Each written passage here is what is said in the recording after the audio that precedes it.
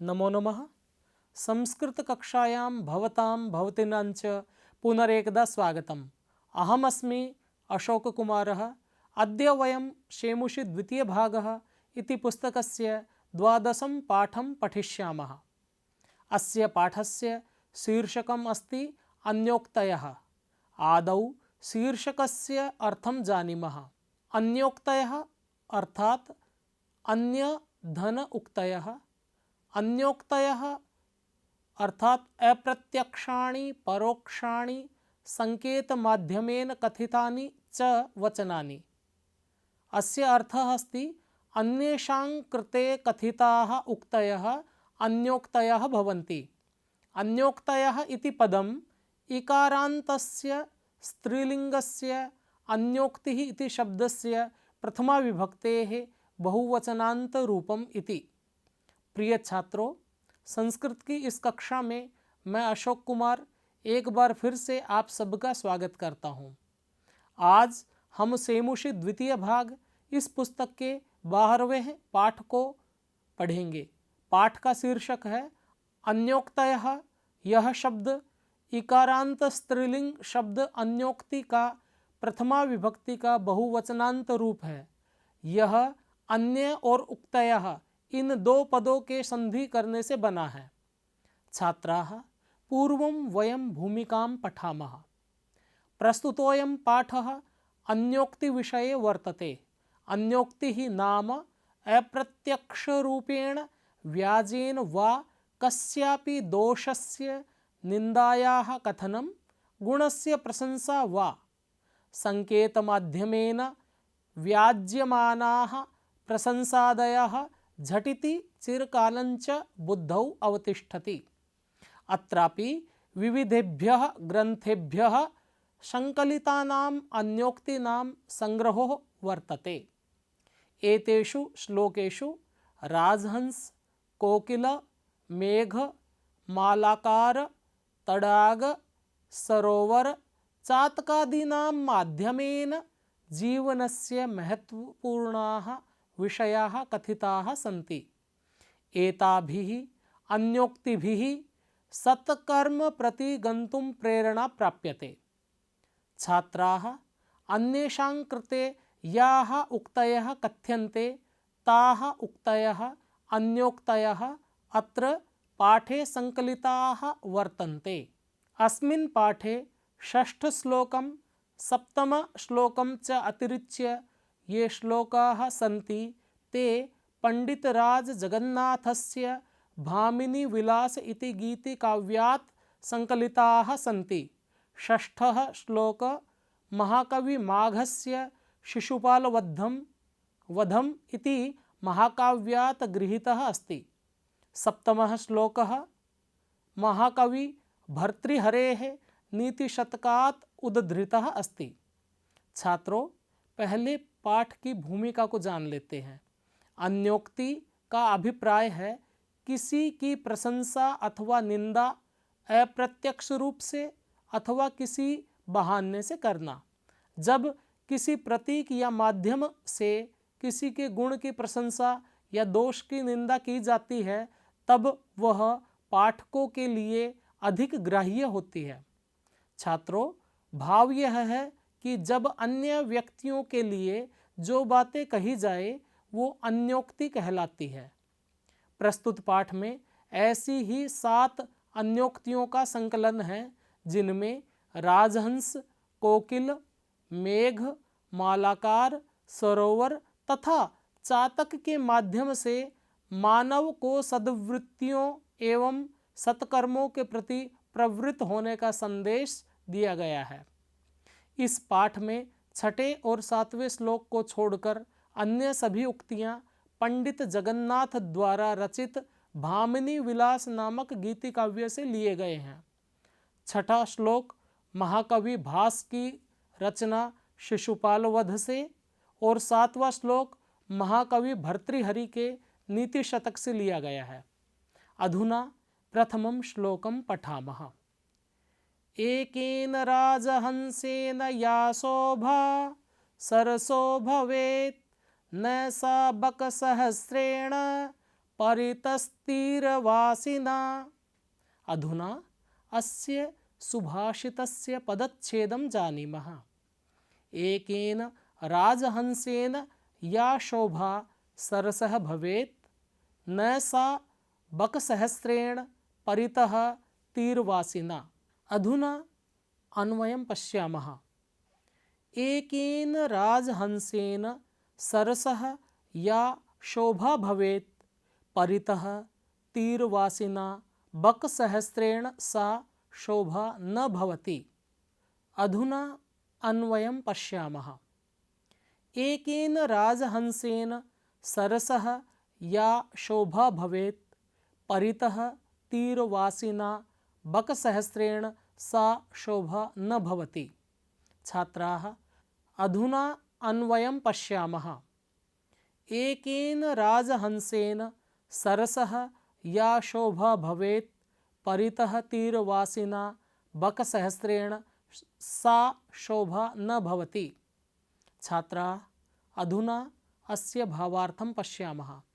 सरोवरे यदि एकः अपि राजहंसः भवति तर्हि अपि सरोवरः शोभते, किन्तु सरोवरस्य तटं परितः यदा सहस्रं बकाः अपि भवेयुः तदा अपि सरोवरः न शोभते।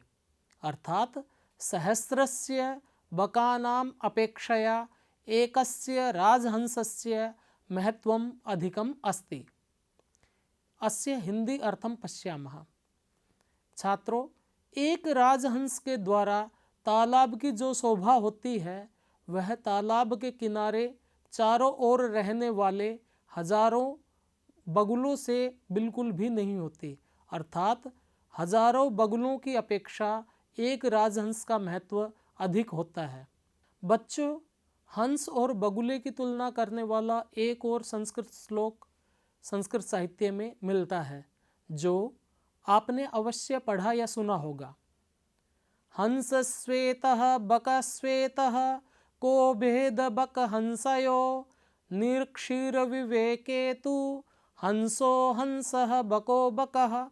अर्थात हंस भी श्वेत रंग का होता है और बगुला भी। फिर इन दोनों में क्या अंतर है?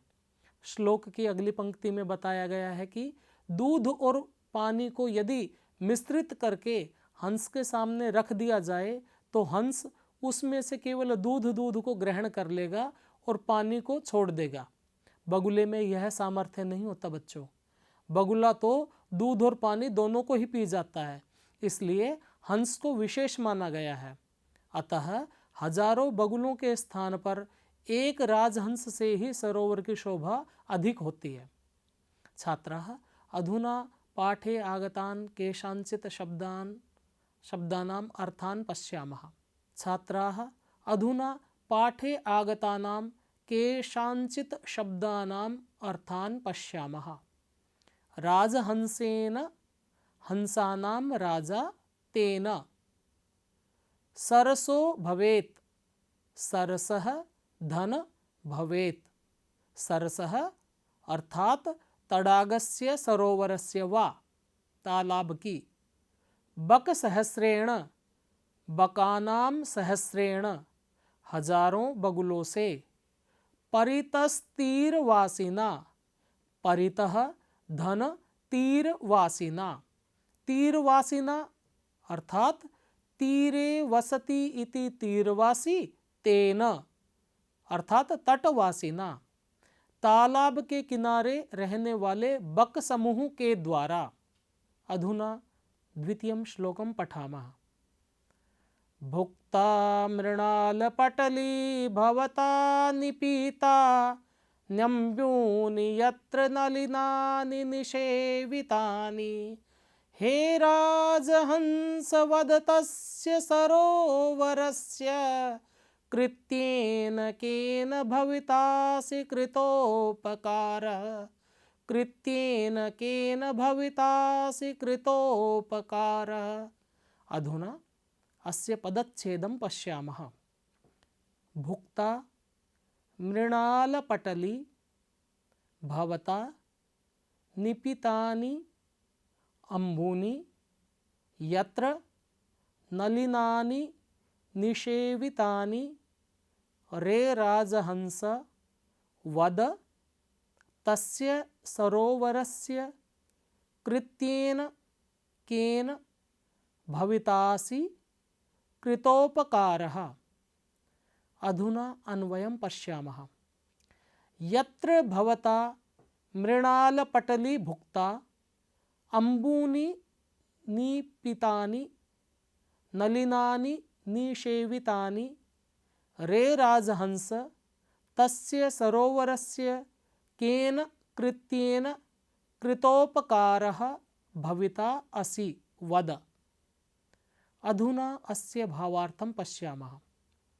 हे राजहंस, भवान् यस्य सरोवरस्य कमलनालसमूहं खादितवान्, सम्पूर्णं जलं पीतवान्, कमलानि च सेवितवान्, अर्थात् सः सरोवरः भवतः कृते बहु किमपि कृतवान्। अधुना वद, भवान् तस्य उपकारस्य प्रत्यर्पणं कथं करिष्यति इति कथयतु। हिन्द्यर्थः, हे राजहंस, जहाँ तुम्हारे द्वारा कमल नालों के समूह को खाया गया है, जिस सरोवर का पानी पिया गया, कमलों का सेवन किया गया, उस सरोवर का किस कार्य से प्रत्युपकार करोगे यह बताइए। अर्थात छात्रों, इसमें कहा गया है कि हंस, तुमने सरोवर के कमलनाल खाए हैं, सरोवर का पानी पिया है, सरोवर ने तुम पर बहुत सारा उपकार किया है। अब अपने कौन से कार्य से, किस तरह से इस उपकार का बदला आप चुकाओगे।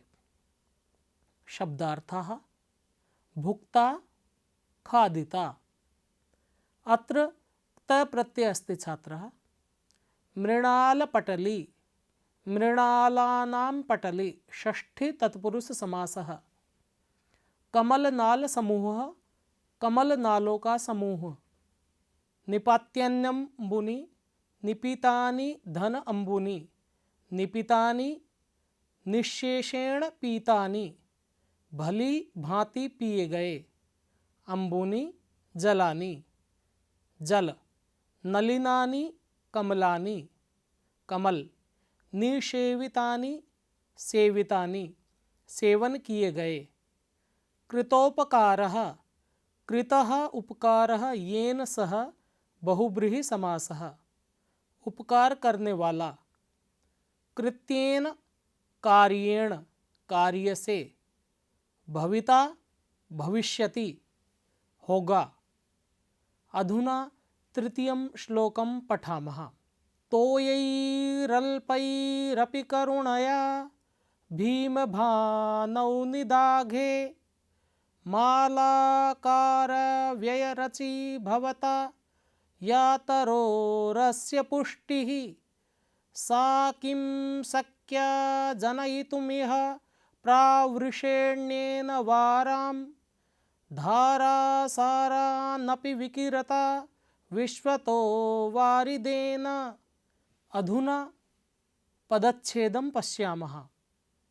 तोयैः अल्पैः अपि करुणया भीमभानौ निदाघे मालाकार व्यरचि भवता यातरोः अस्य पुष्टिः सा किं शक्या जनयितुम् इह प्रावृष्येण वारां धारासारान् अपि विकिरता विश्वतः वारिदेन। छात्रा, अस्य श्लोकस्य अधुना अन्वयं पश्यामः।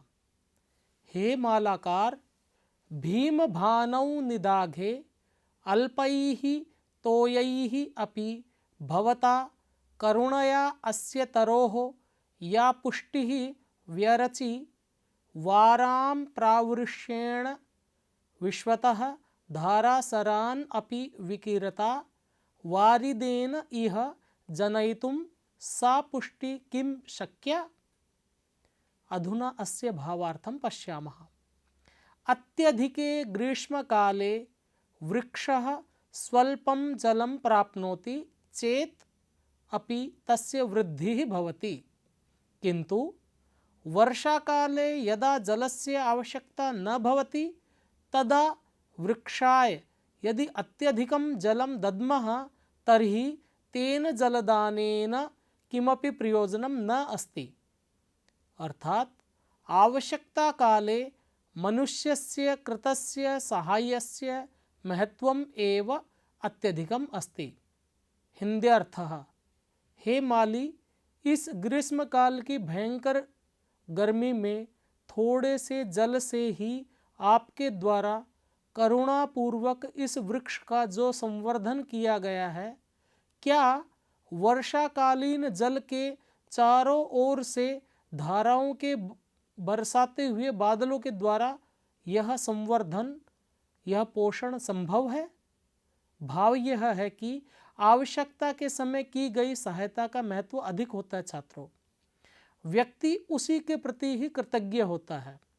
शब्दार्थः, तोयैरल्पैरपि, तोयैः धन अल्पैः धन अपि, अल्पैः तोयैः। अत्र छात्राः अल्पैः इति पदं तोयैः इति पदस्य विशेषणम् अस्ति, अर्थात थोड़े से जल के द्वारा।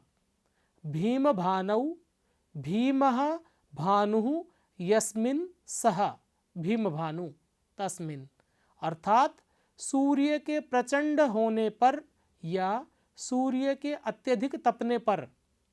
निदाघे ग्रीष्मकाले, ग्रीष्मकाल में। तरोः वृक्षस्य, वृक्ष की। पुष्टिः पुष्टता, संवर्धनम वा पालन पोषण। व्यरचि रचना कृता, अर्थात की। जनयितुम उत्पादयितुम, उत्पन्न करने के लिए। प्रावृष्येण वर्षाकालिकेन, वर्षाकालिक के द्वारा। वाराम जलानाम, जलों के। धारासारान, धराणाम आसारान, अर्थात धाराओं का प्रवाह। विकिरता वर्षयता, बरसाते हुए। विश्वतः परितः, चारों ओर।